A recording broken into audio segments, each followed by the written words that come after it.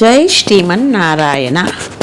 நீங்கள் நம்ம என்ன பார்க்க போகிறோம் அப்படின்னா, வழக்கம் போல் பெண் பிள்ளை என்ன கேட்குறா, நம்ம சுவாமி ராமானுஜம் வைத்தமாநிதி கோவிலுக்கு போகிறா அப்படிங்கிறதையும் நம்ம பார்த்தோம். 700 சன்னியாசிகள் 10,000 சீடர்களோட போகிறதா பார்த்தோம்.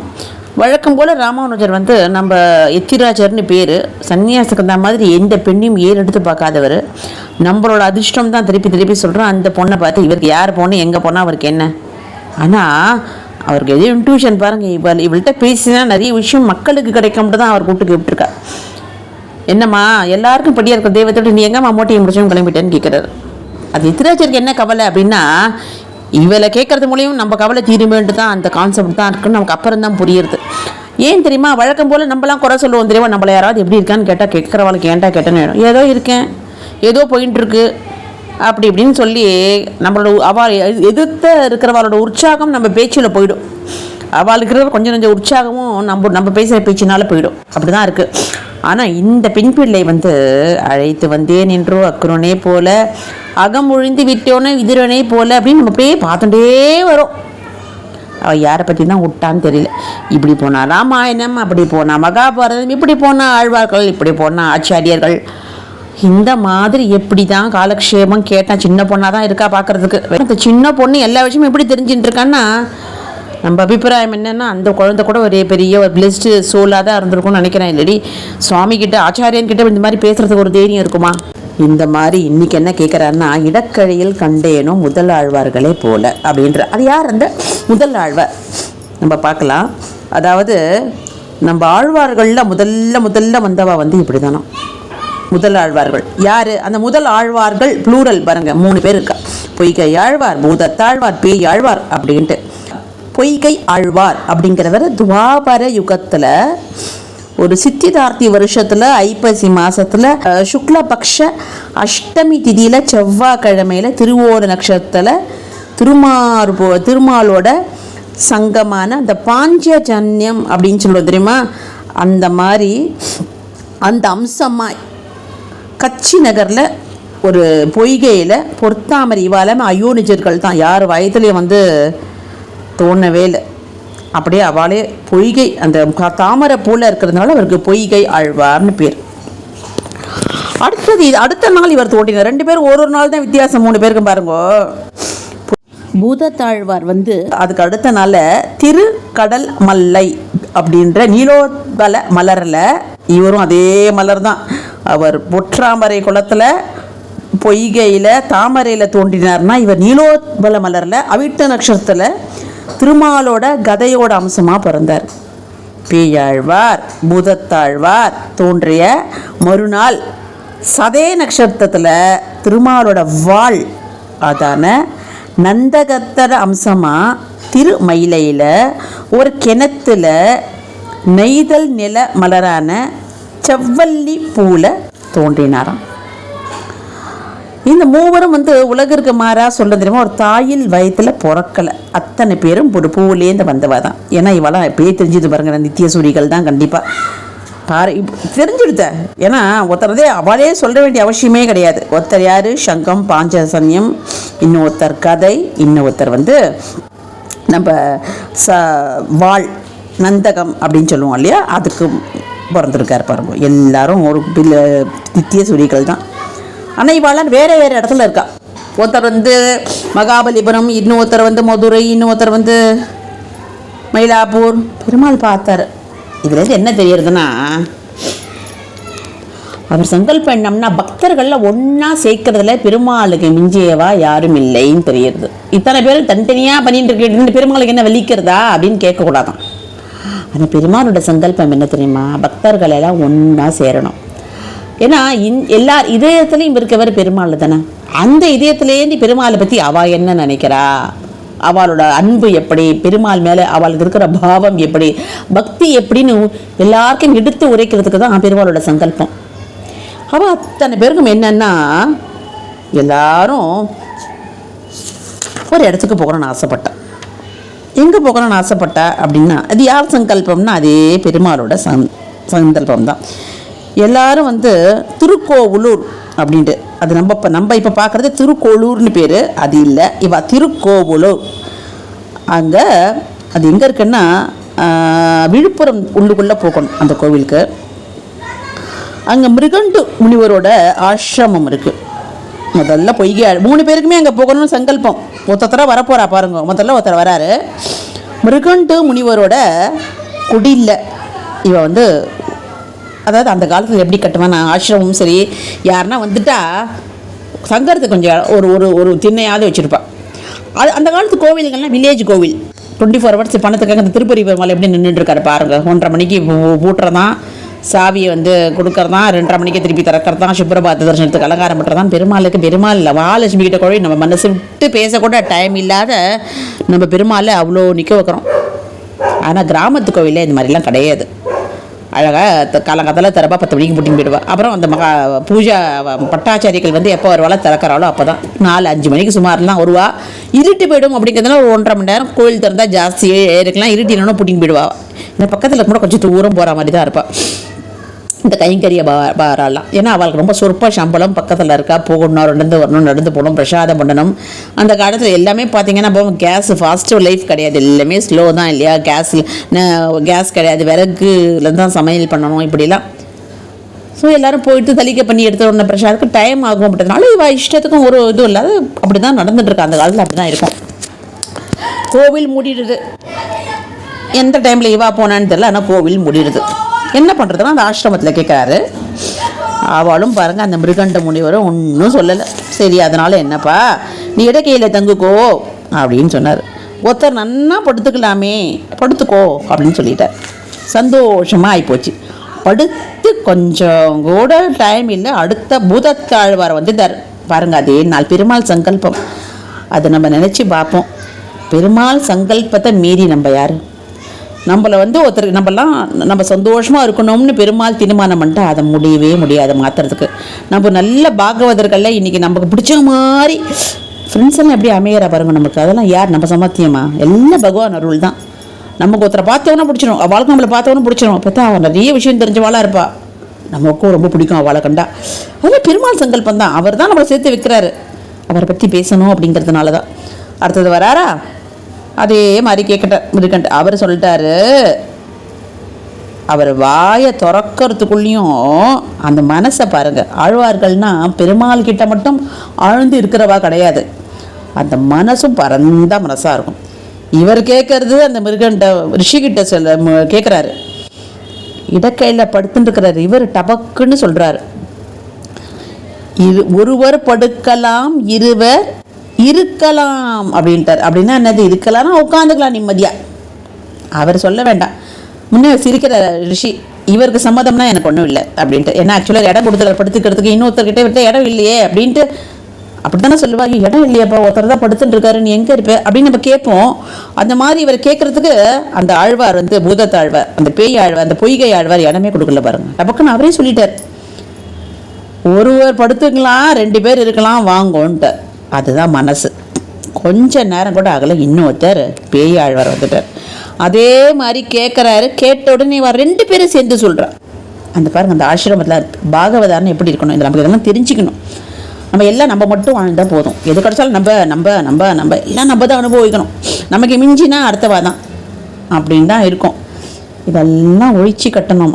அப்போ தான் பெருமாளோட அனுகிரகம் கிடைக்குமா. அப்போ தான் நம்ம பெருமாளை பற்றி கொஞ்சமாதிரி திங்க் பண்ணுறதுக்கு மனசு, மூளை, ஆத்மா எல்லாம் சிந்திக்குமா இல்லையா. என்றைக்குமே அந்த சுயநல கட்டத்துலேருந்து வெளியில் வரணுமா. இவாளாக வெளில வந்துட்டா, ஏன்னா இவாளாக அயோனிச்சு இருக்கு. சரி நம்மலாம் அப்படி இருக்க முடியுமா அப்படின்னா, பெருமாளோட அனுகிரகம் இருந்தால் தான் இருக்கலாம். கண்டிப்பாக பண்ணுவார். ஏன் நம்ம நெகட்டிவாக நினைக்கணும்? ஏன்னா இந்த யுகத்தில் அதெல்லாம் சாத்தியமானா நமக்கு தெரியாது. ஆனால் பெருமாள் நினச்சா எல்லாமே எப்போவுமே சாத்தியம்தான். நம்ம பிடிக்கிறது பெருமாள் காலை, அதனால நம்மள பெருமாள் நல்ல வாழை தான் வச்சு ஆகணும் இல்லையா. அதே மாதிரி இவர் வாயத்திற்கு அடுத்து சொல்லுவா, ஒருவர் நன்னா படுத்துக்கலாம், 2 பேர் இருக்கலாம், 3 பேர் நிற்கலாம், வாங்கோ நிற்கலாம் அப்படின்றா. நிற்கிறா இவாலாம் ஒருத்தருக்கு ஒருத்தர் இன்ட்ரடியூஸ் பண்ணி வைக்கிறா. என்ன ஏதுன்னெலாம் நிற்கிறா, இன்ட்ரடியூஸ் பண்ணி வைக்கிறா. நிற்கும்பொழுது யார் என்ன ஏது அப்படின்ட்டு பெருமாள் குணத்தை பற்றி தான் பேச. அப்போ யாரும் நெரிக்கிற மாதிரி இருக்குது. ஏன்னா நம்மளாம் பேசுகிறோம், யாரை பற்றி பேசுவோம்னா பெருமாளை பற்றி தான் நம்ம பேசுவோம் இல்லையா. இப்போ நமக்கெல்லாம் என்ன தெரியும்னா பெருமாளை பற்றி பேச தான் தெரியும், வேறு நிஜமே ஒன்றுமே தெரியாது.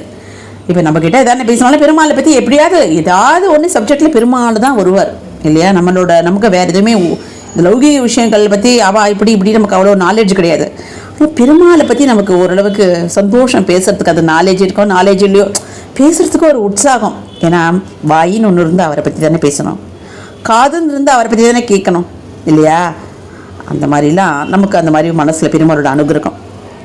நமக்கு சாதாரணமான லௌகீகம் இருக்கிறவா நமக்கே எப்படின்னா அவளுக்கு எப்படி இருக்கும், பெருமாளை பற்றி தான் பேசுவாள். அப்போ யாரோ யாருடா நெருக்கிறான்னு பார்த்தா அவருக்கு குட்டி மூஞ்சி அந்த பிரபலமானவர் மாதிரி தெரியுது. அவரை பார்த்தா கருப்பாக இருக்கார் பையன், அழகு கண்ணு பார்த்தா அழகழகாக இருக்குது. அவளுக்கு இருட்டில் சரியாக தெரியல. இதில் ஒரு ஆழ்வார் என்ன பண்ணார்னா விளக்கு ஏற்றினாராம். எப்படி ஏற்றினார்னா அங்கே விளக்கு ஏற்றின வெத்திப்பட்டி சிமினி விளக்கு அதெல்லாம் மறந்தது, மனசே தான் விளக்கு. அவளுக்கு எல்லாம் ஆத்மாராமன்கள் எல்லாம் மனசில் பெருமாளை வெட்டி நல்லா கட்டியாக பூச்சின்னு இருக்கா. பெருமாள் தான் வாழ்க்கைன்னு நினைக்கிறவா. ஆழ்வார் சொன்னார், முதல் ஆழ்வாரில் பொய்கை ஆழ்வார், வையம் தகழியா வார்க்கடலே நெய்யாக வெய்யக்கதிரோன் விளக்காக செய்ய சுடராழியானுக்கே சூட்டினேன் சொல் மாலே இடராழி நீங்குகவே என்று அப்படின்றார். அவர் வையகத்தையே தகலியா வார்க்கடலே நெய்யா இந்த சூரியனையே விளக்காக இப்படிலாம் நான் ஏத்தனேன்.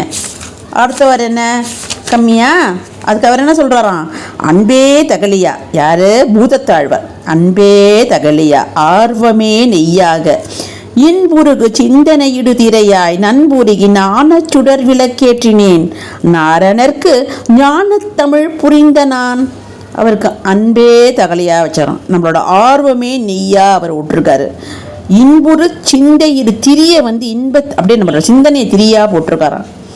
அந்த நண்புருகி ஞான சுடரே ஒரு விளக்காக ஏற்றினாராம். அந்த நாராயணனுக்கு ஞான தமிழ் புரிந்த நான் அப்படின்ட்டு நம்ம பூதத்தாழ்வார் சொன்னார். இன்றைக்குமே இந்த மயிலாப்பூரில் இருக்கவள ரொம்ப சாமர்த்தியம்னு சொல்கிறார் ஆழ்வார்களில். அந்தந்த ஊருக்கு ஒன்று ராசி இருக்குல்ல, என்றைக்குமே இந்த மயிலாப்பூர்காரெல்லாம் ரொம்ப கிட்டிக்காரலாம். இவர் பாவம் இன்னும் விளக்கெல்லாம் ஏற்றுறதுக்கு முன்னாடி இவர் விளக்கே ஏற்றலை. இவா ஏற்றினாலும் இல்லையோ அந்த விளக்கு, இவர் பேர்பட்ட பாகவதர் பாருங்க, இவா ஏற்றின விளக்கு அவள் கஷ்டப்பட்டு வைய கத்த தகடியா அன்பே தகலியா இப்படிலாம் பாசுரம் பாடுறதுக்கு முன்னாடி டபக்குன்னு இவர் கத்த ஆரம்பிச்சிட்டாரு. திருக்கண்டேன் பொன்மேனி கண்டேன் திகழும் அருக்கணி நிறமும் கண்டேன் செருக்கிளரும் பொன்னாழி கண்டேன் புலிச்சங்கம் கை கண்டேன் என்னாழி மன்னன் பாலின்று. அவர் என்ன சொல்லிட்டாரு தெரியுமா, பார்த்துட்டேன். யாரை பார்த்தேன்? திருக்கண்டேன். முதல்ல மகாலட்சுமியை பார்த்தேன். அவள் எப்படி இருந்தா தகன்னு சொல்லிக்கிறாளாம். என்றைக்குமே லக்ஷ்மி கடாட்சம் கிடச்சாதான் பெருமாள் கிட்ட போக முடியும். அதுக்கு தான் திருப்பதி கூட அலைமையில் மங்காபூர்வோட முதல்ல சேவிக்கணும். அப்புறம் தான் பெருமாள் கிட்ட அவள் தான் சொல்லுவாள், நான் வராங்க கொஞ்சம் கடாட்சம் பண்ணுங்கன்னு சொல்லணுமா. அப்போ தான் ஜில்லு ஜில்லுன்னு கேட்பாராம். நம்ம திருக்குன்னு போகக்கூடாதான் அப்படின்னு சொல்கிறா. அவரும் அழகாக முதல்ல நம்ம அம்பாவை பார்த்துட்டா மகாலட்சுமியை. பொன்மேனி கண்டேன் திகழும் அருக்கணி நிறமும் கண்டேன் செருக்கிளிரும் பொன்னாடி கண்டேன் புரிச்சங்கம் கை கண்டேன் என்னாடி மன்னன் பால் என்று சங்கு சக்கரம் கதை எல்லாம் பார்த்துட்டேனே. பெருமாள் இது இல்லாத இருக்க முடியுமா? பெருமாள் எப்படி நம்ம சேவிக்கணும், எப்படி சேவிக்கணும்? மகாலட்சுமி பக்கத்தில் எல்லாம் சங்கு சக்கரம் கதை இந்த மாதிரி நம்ம மார்பல் வக்ஷஸ்தலத்தோடு அந்த பெருமாள் அவ்வளோ சந்தோஷமாக நிறைய ஆபரணங்களோட அழகான தாமரை கண்ணோட அப்படி சேவிச்சா தானே கிளு கிளுன்னு சந்தோஷமாக இருக்கும். அந்த மாதிரிலாம் இவர் சேவிச்சுட்டாராம் பாருங்க. அவள் அதை விளக்கேற்றுறதுன்னு சொல்லும்போது விளக்கு எதுக்கு ஏற்றுறது, பார்க்கறதுக்கு தானே ஏற்றுறது. இவர் பார்த்து விட்டார். விளக்கேற்றாதே இவா ஏற்றின விளக்கிலே பார்த்துட்டாராம். என்னன்னா பக்தி. இவளோட பாசுரங்கள் படித்தேன்னா அப்பா இந்த 3ஆம் திருவந்தாதின்னு பேர். முதல் ஆழ்வார்கள் அருளை செய்த அது முதல் திருவந்தாதியிலேருந்து ஆரம்பித்து 2ஆம் திருவந்தாதி 3ஆம் திருவந்தாதி இதெல்லாம் பார்த்தா நிஜமாகவே நமக்கு என்ன சொல்கிறது, பக்தி பக்தி பக்தி. இவாளுக்கு ஒரு கல்யாணமோ ஒரு குழந்தையோ ஒரு லௌகிகமோ கிடையாது. அது எப்படி ஜென்மம் எடுத்ததே பெருமாளுக்கு தான், பெருமாளை பற்றி பாடுறதுக்கே தான். அதுக்கு தான் அப்பேற்பட்டவளை தான் பெருமாள் கூட சேர்ப்பாராம். இப்போது நம்ம நிறைய பேரோட ரொம்ப க்ளோஸாக இருப்போம். அந்த காலத்தில் ஒன்றா சினிமா போவோம், ஒன்றா டிவி பார்ப்போம், ஒன்றா சாப்பிடுவோம். ஆனால் கொஞ்ச நாள் ஆட்டங்கள் தான். அப்புறம் அவளை எங்கே இருக்கான்னு அட்ரஸே தெரியாது. ஒரு காலத்தில் நம்ம ஒத்துமையாக இருந்திருப்போம், அப்போ இப்போ எங்கேன்னு தெரியாது. ஏன்? ஆஃபீஸ்லேயும் அதே மாதிரி தான். ஒரு சில ஃப்ரெண்ட்ஸோட ரொம்ப க்ளோஸாக இருப்போம், அதுக்கப்புறம் எங்கே போனால் தெரியாது. ஏன்னா பெருமாள் எப்போவுமே நமக்கு செய்கை பண்ணி காமிக்கிறது, நீ பழகுறியே யாருமே உனக்கு நல்ல கிடையாது, நான் தான் உனக்கு நல்லன்னு வரும். அன்றைக்கி தான் பக்தர்கள் மட்டும் பாருங்கள் என்றைக்கும் பிரியவே மாட்டான், பெருமாளை சேர்த்து வைப்பார். இவா 3 பேர் எங்கெங்கேயோ இருந்தாலும் ஏன் சேர்த்து வச்சார்னா, இவ அனாவசியமாக டிவி வம்பு அந்த லௌகிகம்லாம் கிடையாது, பெருமாளையே நினைக்கிறதுனால பெருமாள் என்ன பண்ணார்னா ஒன்றா சேர்த்துட்டார். நம்மளும் அதே மாதிரி தான் இந்த அனாவசியத்தை விட்டுட்டு பெருமாளை பற்றியே பேசி பெருமாளை பற்றியே சிந்தனை பண்ணால் நமக்கு வரக்கூடிய பந்தங்களோ ஆத்ம பந்தர்கள் நம்மளோட ரொம்ப சௌக்கியமாக ரொம்ப நாள் பிரியாதே இருப்பாளாம். ஏன் அப்படின்னு நம்மளை விட்டு பிரியாத வஸ்துவை பற்றியே நினைக்கிறோம், பேசுகிறோம், எல்லாம் பண்ணுறோம்ல. அதனால் பெருமாள் நம்மளை எப்படி பிரித்து விடுவார் இல்லையா? லௌகீகமாக இருக்கும்போது தான் பிரித்து விடுவாராம். அது கூட ஏன் பிரித்து விடுவார்னா, அது சாஸ்வதம் இல்லை குழந்தை, இன்றைக்கி நீ ரொம்ப குலுன்னு இருக்க, நாளைக்கு இவாலாம் கர்மாகத்துக்கு இந்த மாதிரி எங்கெங்கே போகிறாலும் நீ கஷ்டப்பட வேண்டும் தான் அவர் முதலே பிரித்து விடுறார். அதையும் நமக்கு பெருமாள் நன்மை தான் பண்ணுறார், தீமை பண்ணுறது கிடையாது. இதுதான் முதலாளர்கள் வைபவம் பாருங்கள். அன்புக்குனே பக்திக்குனே பிறந்த ஒரு இவர்கள் தான் பாசுரம் ஆரம்பமே. திவ்ய பிரபந்தத்துக்கு பிள்ளையார் சுழி போட்டவானா இவா தான். இதெல்லாம் கேட்குறா பெண் பிள்ளை, இந்த மாதிரி பக்தி எனக்கு இல்லையே. அந்த மாதிரி யாருங்க ஒரு இடத்துல உட்காந்தோம், கண்ணை மூடினோம், பெருமாளை தியானம் பண்ணோம் அப்படின்னா பெருமாளே சேர்த்து எல்லாரோடையும் சேர்த்து வைக்கக்கூடிய அளவுக்கு பெருமாளுக்கு மனசை அப்படி கவர பண்ணுற ஆழ்வார்களா நான்? இந்த இடைக்கேழியில் சண்டை போடாத, குட்டி இடம் தான் இருக்கேன், நான் தூங்கணும், காலை நீட்டிக்கணும், அங்கங்கே இடத்த பாருங்கன்னுலாம் சொல்லணா? அவள் சொல்லலையே. அதனால தானே அவளுக்கு அந்த பெருமாளை பார்க்குற அனுபவம் கிடச்சிதுன்னா எல்லாரும் ஒரே மனசாக தான் இருக்கா. நம்ம தெரிஞ்சுக்க வேண்டியது அதுதான். ஒருத்தர் கூட மனசில் ஐயோ உட்காந்துருந்தோம் இந்த அர்த்தம் வந்தாலே நம்ம நிற்கணுமே, இந்த மாதிரிலாம் கிடையாது. பக்தர்கள் வராரா, பெருமாளை செவிக்கிறதுக்கு வராளா, இடம் கொடுக்கணும். அந்த பக்தர்களுக்கு பாகவத அபச்சாரம் படாத எல்லாருக்கும் ஒரு பெருமாள் இருப்பார் இல்லையா? இவாளுக்கு ஏன் பொய்கை ஆழ்வார், பூதத்தாழ்வார், பேய் ஆழ்வார். அது என்ன பூதம் பேய் அப்படின்னா, இவா நம்மெல்லாம் பணத்துக்கு பின்னாடி பேயாகவும் பூதமாகவும் அலைவோம் இல்லையா? ஆனால் இவா பணத்துக்கு பின்னாடி அலைய மாட்டாளாம், பெருமாளுக்கு பின்னாடி பூதமாகவும் பேயாகவும் அலையுவாளாம். எப்படின்னா, எப்படி அவர் கிடைக்கிறது, எப்படி பேய் மாதிரி சொல்லுவாத்துனே, பேய் மாதிரி இப்படி அலையறியே அப்படின்வா, பூதம் மாதிரி காத்துட்டுருக்கே அப்படின்லாம் சொல்லுவோம் தெரியுமா? நம்ம ஆக்சுவலி பணத்தை பேஸ் பண்ணி தான் சொல்லுவோம், பூதம் மாதிரி பொண்ணை காக்கிறா, பேய் மாதிரி அலையிறான்னு. ஆனால் இவ எல்லா தன்மையும் பெருமாள் கிட்டையான். ஒருத்தர் பூதம் மாதிரி பெருமாள் எப்போ தரிசனம்னு காத்துட்டு தவஸ் பண்ணிட்டு இருக்கிறதுக்கு பூதத்தை ஆழ்வார். பேய் ஆழ்வாருக்கு எப்படின்னா, பேய் மாதிரி அங்கே எங்கே ஓடி போய் பெருமாள் அலன்னு அலைவாராம். என்ன வித்தியாசம் பாருங்க நமக்கும் ஆழ்வார்களுக்கும். நம்மளும் இப்படி தான் அலையிறோம், நம்மளும் பேயாகவும் இருக்கும், பூதமாகவும் இருக்கும். ஆனால் எதுக்கு இருக்கோம்னா பணத்துக்கு அலையிறதுக்கு தான் அழுவோம். பணம், புகழ், பேர், இதுக்கெல்லாம் தான் பூதமும் பேய் மாதிரி அலையிறோம். ஆனால் ஆழ்வார்கள் பெருமாளுக்காக பூதமாகவும் பேயாகவும் அலையிறாராம். அதுக்கு தான் இவ்வாழ்களுக்கு பூதத்தை ஆழ்வார், பேய் ஆழ்வார்னு. பொய்கை ஆழ்வார்களுக்கு அந்த பேர் இல்லையா அப்படின்னு கேட்டால், பொய்கை ஆழ்வார் ரொம்ப சாத்மீகமான ஆழ்வாராம். அவர் தாமரை போல், அவரும் சாமானியப்பட்டவர் இல்லை. திருமிழிசை ஆழ்வாரையே அவர் எல்லா மதத்தையும் சர்ச் பண்ணுறாரு. சைவம், அந்த சமண மதம் ஒத்தர உடலை. ஆனால் அப்பேற்பட்ட திருமிழிசை ஆழ்வாரே ஆட்கொண்ட ஒரு பெருமை பொய்கை ஆழ்வாருக்கு உண்டு. அப்பேற்பட்டவர் தான் பொய்கை ஆழ்வாரும். ஸோ இவள் யாரும் லேஸ்பட்டவா கிடையாது. இவாளை பற்றி நம்ம தெரிஞ்சுக்கிறதுக்கே பெரிய பாக்கியம் பண்ணியிருக்கணும். இதுதான் இந்த பெண் பிள்ளை எடுத்து சொல்கிறா. அந்த மாதிரியெல்லாம் இல்லையே, நான் ஒரு மொசப்பொழுக்க வயலில் இருந்தால் என்ன, வழப்பில் இருந்தால் என்ன அப்படின்னு கேட்குறா. வழக்கம் போல் ராமானுஜ சுவாமிக்கு கண்ணில் தண்ணி வந்துடுது. ஏன்னா அவர் பாசுரமே கிதியாக இருக்குது இல்லையா? திருவாய்மொழியை போய் படித்தார், எல்லா பாசுரத்துலையும் எல்லாம் கரைச்சி குடித்தவர். அப்போ அவருக்கு அந்த பொய்கை ஆழ்வார் மேலேயும் பூதத்தாழ்வார் மேலேயும் பேய் ஆழ்வார் மேலேயும் எப்பேற்பட்ட மனசில் இடம் இருக்கும் அவருக்கு இல்லையா? அவர் எப்பேற்பட்ட ஆச்சாரியன் ராமானுஜ சுவாமி, எப்பேற்பட்ட ஞானம் நிறைஞ்சவர். இவரை பற்றி தெரியாதையா இருக்கும் இல்லையா? அதுதான் அடுத்தாட்டு என்ன சொல்ல போகிறா அப்படிங்கிறத பொறுத்திருந்து பார்ப்போம். வழக்கம் போல் இது ஒரு ஆன்மீக சேனல் இல்லையா?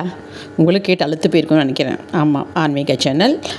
என்ன தான் நல்லா இருந்தால் கூட கேட்குறவா மட்டும்தான் கேட்குறவா கண்டிப்பாக ஆத்ம நண்பர்கள் தான். இதில் என்ன சந்தேகம்?